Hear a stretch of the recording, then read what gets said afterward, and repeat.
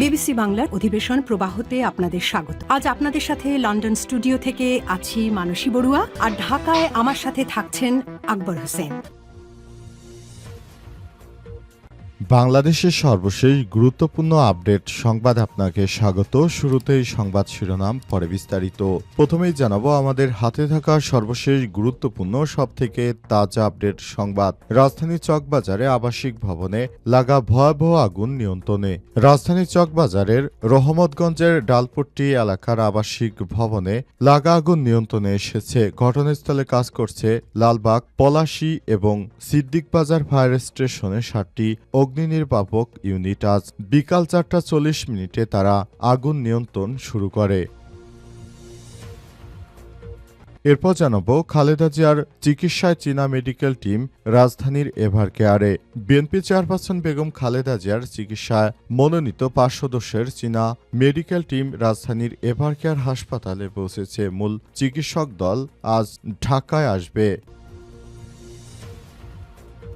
এদিকে চোরাগলিতে হাঁটার চেষ্টা করলে আরেকটা দেশে 5 আগস্ট হবে, হুঁশিয়ারি জামাতের আমিরের। নির্বাচনে জনগণ ভোট না দিলেও অনেকেই ক্ষমতায় যাবার পরিকল্পনা করছে বলে মন্তব্য করেছেন বাংলাদেশ জামাত ইসলামের আমির ডক্টর শফিকুর রহমান। তিনি বলেছেন, চোরাগলিতে হাঁটার চেষ্টা করলে দেশে আরেকটা 5 আগস্ট ফিরিয়ে আনা হবে। আজ খুলনায় গণসমাবেশে বক্তব্য দিতে গিয়ে সব কথা বলেছেন তিনি। জানাবো তারেক রহমানের দেশে আসতে বাধা থাকলে সর্বোচ্চ সহযোগিতা করা হবে বললেন আইন উপদেষ্টা। বিএনপির ভারপ্রাপ্ত চেয়ারম্যান তারেক রহমান দেশে আসার ব্যাপারে কোনো বাধা থাকলে তাকে সর্বোচ্চ সহযোগিতা করা হবে বলে জানিয়েছেন আইন উপদেষ্টা আসিফ নজরুল। এবং সর্বশেষ জানাবো 22 কর্মকর্তাকে সহকারী সচিব পদে পদোন্নতি দিয়ে প্রজ্ঞাপন। প্রশাসনে কর্মরত 22 কর্মকর্তাকে সহকারী সচিব বা ক্যাডার বহির্ভূত পদে পদোন্নতি দিয়েছে সরকার। আজ জনপ্রশাসন মন্ত্রণালয়ের সচিবালয় শাখা থেকে জারি করা এই সংক্রান্ত প্রজ্ঞাপনটি মন্ত্রণালয়ের ওয়েবসাইটে আপলোড করা হয়েছে। সিনিয়র সহকারী সচিব শিপা নুসরাতের সই করা ওই প্রজ্ঞাপনে বলা হয়েছে, বাংলাদেশ সরকারি কমিশন সচিবালয়ের স্মারকে প্রদানকৃত পরামর্শের প্রেক্ষিতে বর্ণিত কর্মকর্তাদের জাতীয় বেতন স্কেল 2015 অনুযায়ী নবম গ্রেডভুক্ত 22,500 টাকা সহকারী সচিব ক্যাডার বহির্ভূত পদে পদোন্নতি প্রদানপূর্বক জনপ্রশাসন মন্ত্রণালয়ের বিশেষ ভারপ্রাপ্ত কর্মকর্তা পদে নিয়োগ করা হল। প্রিয় দর্শক, এতক্ষণ শুনছিলেন সংবাদ শিরোনাম, এবারে বিস্তারিত। তবে তার আগে বন্ধুরা অনুরোধ থাকবে, এই সংবাদটিতে একটি লাইক দিন। এই চ্যানেলে আপনি নতুন হয়ে থাকলে আমাদের সংবাদটি দেখতে দেখতে চ্যানেলটি সাবস্ক্রাইব করে রাখুন। কমেন্ট করে বন্ধুরা আপনার মূল্যবান মতামত জানিয়ে দিন আপনি বিশ্বের কোন দেশ থেকে বা বাংলাদেশের কোন স্থান থেকে আমাদের সংবাদটি দেখছেন এবং শুনছেন। আর বন্ধুরা সংবাদটি আপনার সোশ্যাল মিডিয়া ফেসবুকে শেয়ার করে বন্ধুদেরও দেখার সুযোগ করে দিন। গাজা যুদ্ধে আপনি যদি নিরীহ ফিলিস্তিনিদের ভালোবেসে থাকেন, কমেন্টে ইয়েস লিখে বিশ্ববাসীকে জানিয়ে দিন। এবারে বিস্তারিত। রাজধানীর চকবাজারে আবাসিক ভবনে ভয়াবহ অগ্নিকাণ্ড। রাজধানীর চকবাজারে রহমতগঞ্জের ডালপট্টি এলাকায় আবাসিক ভবনে আগুনের ঘটনা ঘটেছে। সন্ধ্যা 6টার দিকে আগুন নিয়ন্ত্রণে এসেছে বলে জানা গেছে। ঘটনাস্থলে কাজ করছে লালবাগ, পলাশী ও সিদ্দিকবাজার ফায়ার স্টেশনে 7টি ইউনিট।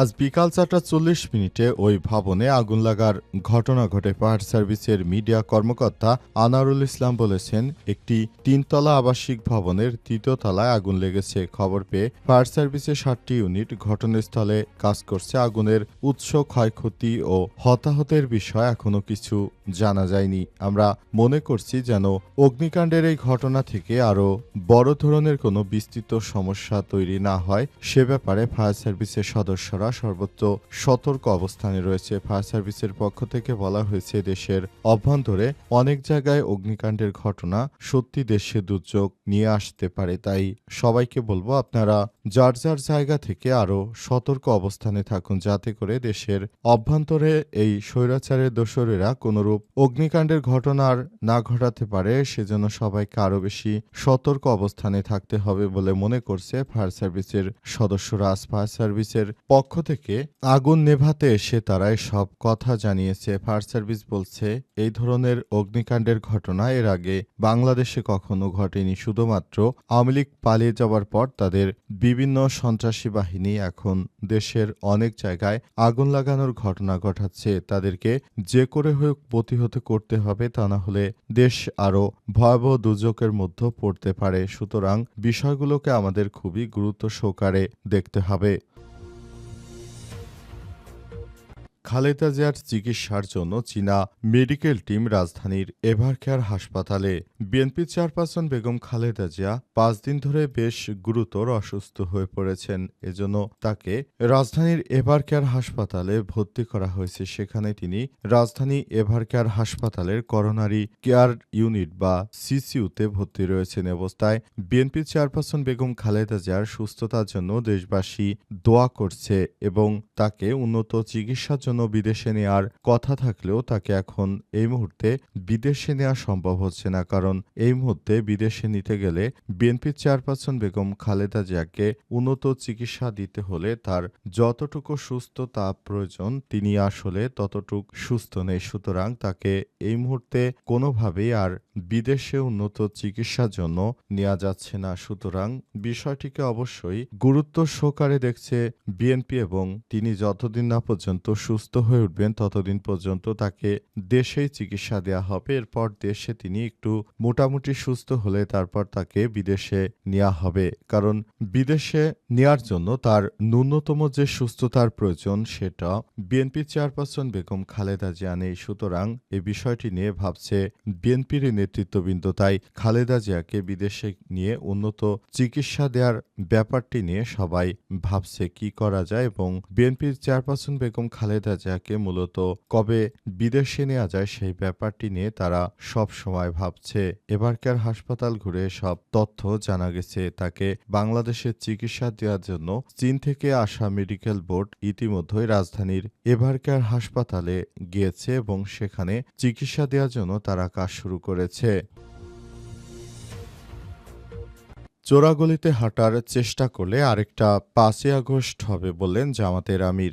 বাংলাদেশ জামাত ইসলামের আমির ডক্টর শফিকুর রহমান বলেছেন, নির্বাচনে জনগণ ভোট না দিলেও অনেকেই ক্ষমতায় যাওয়ার পরিকল্পনা করছে বলে মন্তব্য করে বাংলাদেশ জামাত ইসলামের আমির ডক্টর শফিকুর রহমান বলেছেন, যদি কেউ অপচেষ্টা করে ক্ষমতায় যাওয়ার চেষ্টা করে তাহলে দেশে আরেকটি ৫ই আগস্ট ফিরে আনা হবে। সোমবার ১ ডিসেম্বর দুপুরে খুলনা নগরীর শিববাড়ি মোড়ে জুলাই জাতীয় সনদ বাস্তবায়ন জাতীয় নির্বাচনের আগে গণভোট সহ ৫ দফা দাবিতে জামাত ইসলাম বাংলাদেশ, খেলাফতে মজলিস, ইসলামী আন্দোলন বাংলাদেশ সহ ৮ দলের বিভাগীয় সমাবেশে প্রধান অতিথির বক্তব্যে তিনি এসব কথা বলেছেন। ডক্টর শফিকুর রহমান বলেন, স্বাধীনতার ৫৪ বছর আমরা দেখেছি আমাদের চেয়ে আগের চেয়ে চাঁদা রেট বেড়ে গেছে। মানুষ বলে আগে ভালো ছিলাম না, এখন আরো খারাপ অবস্থানে। কোনো ইসলামিক দল চাঁদাবাজিতে জড়িত নয়। ক্ষমতায় না গিয়ে অনেকেই ক্ষমতার দাপট দেখাচ্ছে। আগামী নির্বাচনে ছলে বলে কৌশলে জিততে চাচ্ছে। এই বাংলাদেশে তার হতে দেয়া হবে না। ভোটের পাহারাদার হিসেবে আমরা লড়াই করব। জনগণকে সেটির ব্যাপারে সিদ্ধান্ত গ্রহণ করতে হবে। কাদের ভোট দেবেন সেটি আপনারা সিদ্ধান্ত গ্রহণ করবেন। কারণ আপনার এই একটি ভোটে আগামী ৫ বছর নির্ধারিত হবে বাংলাদেশের ভাগ্য। সুতরাং ৫ বছর নয়, আরও বেশি দিন নির্ধারণ করা লাগতে পারে। তাই আপনাদের সবাইকে বলবো, আপনারা বাংলাদেশ জামাত ইসলামীর পাশে থাকুন। তারেক রহমান দেশে আসতে চাইলে সর্বোচ্চ সহযোগিতা করবে সরকার, বললেন আইন উপদেষ্টা আসিফ নজরুল। বিএনপির ভারপ্রাপ্ত চেয়ারম্যান তারেক রহমান তিনি যদি দেশে আসতে চান তাহলে সর্বোচ্চ সহযোগিতা করবে সরকার বলে জানিয়েছেন আইন উপদেষ্টা ডক্টর আসিফ নজরুল। বিএনপির ভারপ্রাপ্ত চেয়ারম্যান তারেক রহমান তিনি দেশে আসতে চাইলে তিনি সরকারকে জানাতে পারেন। আজ সচিবালয়ে গণমাধ্যম কর্মীদের সঙ্গে আলাপকালে এমন কথা জানিয়ে জানিয়েছেন। তিনি আইন উপদেষ্টা বলেছেন, তারেক রহমান দেশে আসার ব্যাপারে কোনো আইনগত বাধা আছে বলে আমার মনে হয় না। যদি কোনো বাধা থেকে থাকে তাহলে অবশ্যই সর্বোচ্চ সহযোগিতা করা হবে। উনার নিরাপত্তার ব্যাপারে সর্বোচ্চ সহযোগিতা করতে হবে। এরপর এক প্রশ্নের জবাবে তিনি বলেন, অনেকেই মন্তব্য করছেন, প্রশ্ন তুলছেন, উনি কেন আসছেন না? এই ধরনের প্রশ্ন তোলা খুবই অরুচিকর মনে হয়। এটা মা ছেলের সম্পর্ক। এখানে বেগম খালেদা জিয়ার কোনো দিক নির্দেশনা আছে কিনা, তারেক রহমানের ব্যক্তিগত চিন্তা আছে কিনা, সেটাকে কেউ জাজ করা বা কমেন্ট করা আমাদের কাছে রুচিকর মনে হয় না। আমাদের বুঝতে হবে এটা মা ছেলের সম্পর্ক, তারাই ভালো জানেন। ডক্টর আসিফ নজরুল আরও বলেছেন, মনে হয় কোনো উপযুক্ত সময় তিনি দেশে আসবেন, সেটি সবথেকে ভালো নির্ধারণ তিনি ভালো জানেন। সুতরাং এ বিষয় নিয়ে আমরা কথা বাড়াতে চাই না।